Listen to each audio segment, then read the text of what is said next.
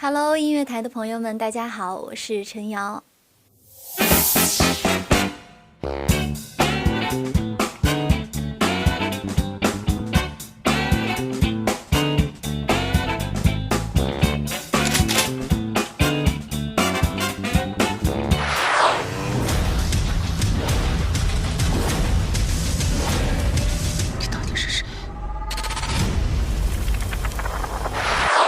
我这次在剧里面饰演的这个角色，他是一个很丰富多彩的一个人物，就是大家平时认识的他是一个比较可爱，然后很有个性、大大咧咧、爱冒险的一个女孩。她是我的救命恩人，而且我宣布，从今天开始，本丸子就是她的女人了。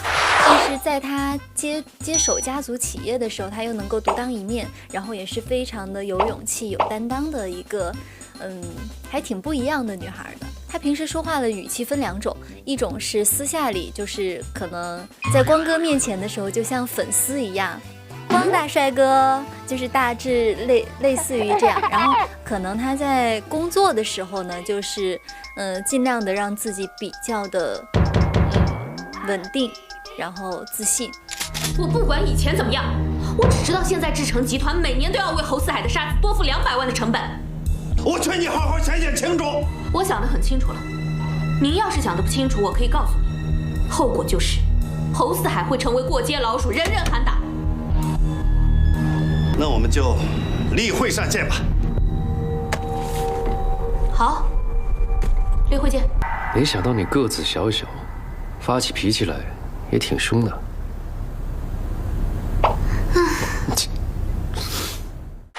这尹总真是气死我！明明自己采购费有猫腻，还在这跟我狡辩，把我当傻子了。真想骂脏话。完全不一样吧？因为我自己生活当中其实是一个比较喜欢安静，然后不太像总裁的性格吧。然后总裁的话，他首先他是一个组织力非常的强，然后就是非常的勇敢自信。我觉得我还差一点。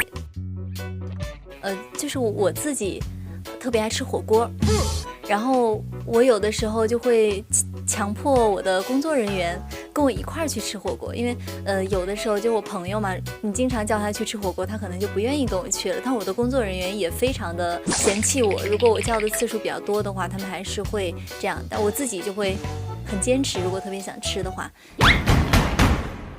喂，你在哪儿啊？过来一趟，有工作要跟你谈。怎么了？陪我吃顿火锅怎么了？你有什么事儿吗？我都哭了，你难道不负责任吗？感觉太套路了。这种场合怎么能少了我小丸子呢？光大帅哥这么久没见，想我没啊？就是他会有很多很极限的东西。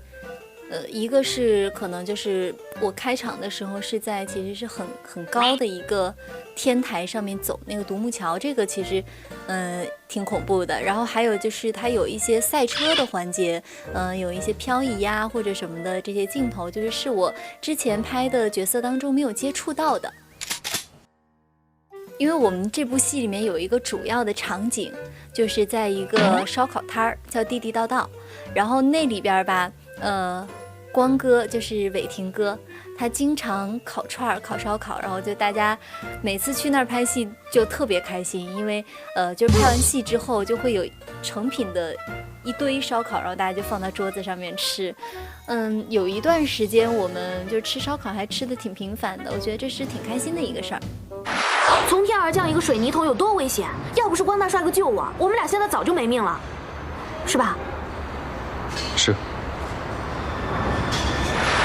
伟霆哥就是很无私，很有礼貌，很高。因为戏的话，其实是一个大家都在表演的一个状态嘛，有的时候可能伟霆哥就觉得大家没有很认真的在演这个，或者演的不对，他就会很无私的把自己的想法，然后就是为别人出谋划策，然后讲给大家听，然后大家一起来达成一个很好的效果。纯姐是大大咧咧，很好相处，白，特别爱笑，就是经常说话的时候就给人感觉特别的友善，也会很认真的听我们说话呀，然后经常就是笑点比较低，感觉纯姐瘦了很多，就是最近挺喜欢听 rap 的，因为有看那个，就每天都很嗨的。现在我在学一些类似于爵士，然后 hip hop 的一些舞蹈，希望有机会可以录一录什么 MV 呀，或者发专辑。当然这个是一个需要长久打算的一个东西。因为我个人还挺喜欢像吉他呀、尤克里里这种小乐器嘛，然后我就希望能如果有能力的话，挺想自己填词作曲一些轻快一点的东西，然后或者是因为自己也比较喜欢 rap， 然后也学了这些舞蹈，也希望能够派上用场。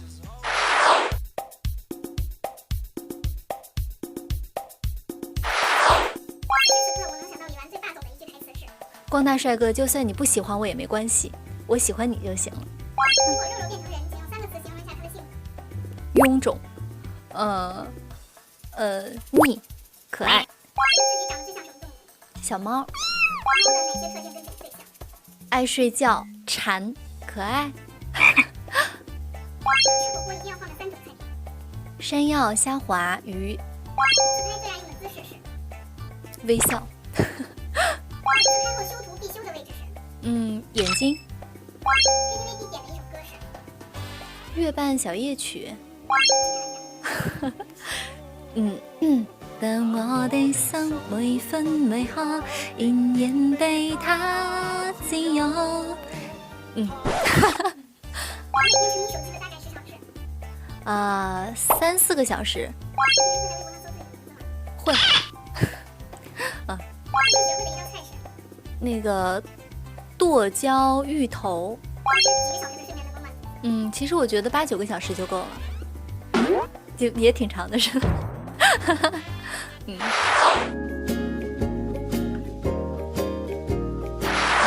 谢谢大家一直以来对我的支持。我心里面最希望的就是你们也能照顾好自己，然后好好的实现自己的梦想。希望大家可以多多支持我的新剧《橙红年代》，多多支持李纨。然后后面的话，我可能11月会要拍《无心法师3》了，也希望大家能够多多关注和支持。